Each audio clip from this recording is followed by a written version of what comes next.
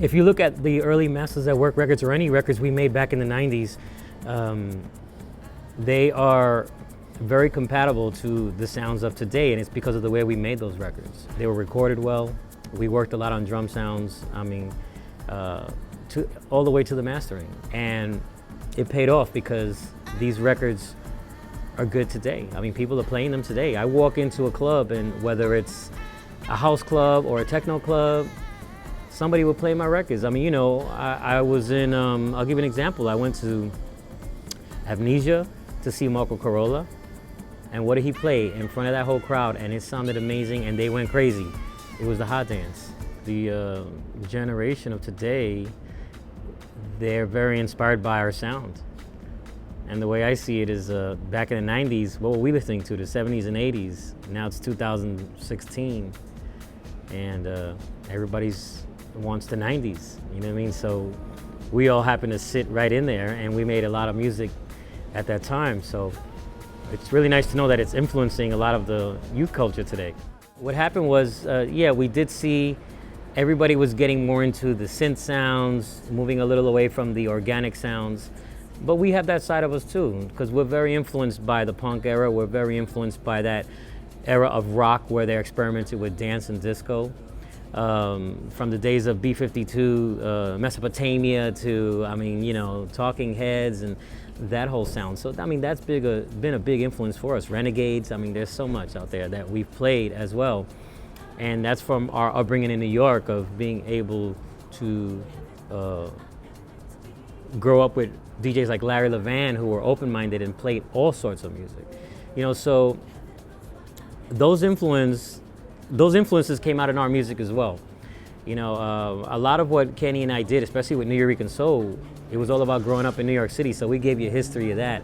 So we also have a history of electronic music and electro. I mean, you know, early 80s, Africa Bambaataa, you know, Looking for the Perfect Beat, all those records from John Roby and Arthur Baker. I mean, you know, New Order, I mean, you know, that even the new wave sound, that whole thing is a part of our history as well. So we wanted to make a record that represented what we felt was our expression of electronic music. So we started with one of the true pioneers of electronic music, which was Kraftwerk. And you know, we did our rendition of, you know, taking bits and pieces from their thing and putting our flavor in it, and that became the first more electronic record.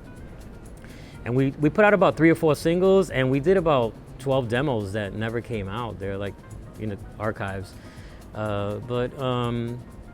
You know, at that point, I don't know, I just felt like once we did it, it's like a lot of people around us started doing it and wanted to do it, and I don't know, we just felt like it wasn't time for us to finish it. A lot of the Masters at Work stuff, when we were remixing records, we were, for every one artist, there was 4 tracks made in the night.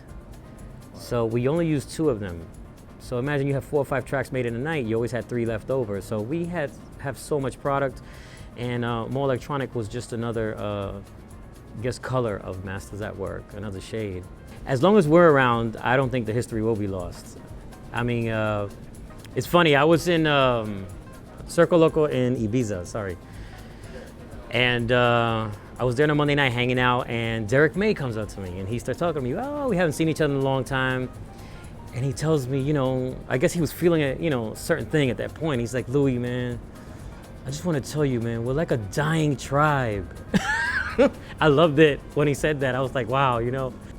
There are a handful of us that play music a certain way and do what we do, but I think the best thing we can do is keep doing what we're doing and hopefully inspire a lot of the youth. Well, you know, I gotta say thanks to the Martinez brothers and SoulClap, the lineage of the New York sound will continue. Well, you know, I met SoulClap in Ibiza, and it was because Anani and I do a night called Sunset Ritual, and we were having a residency out there, and we used to do a radio show at Ibiza Sonica.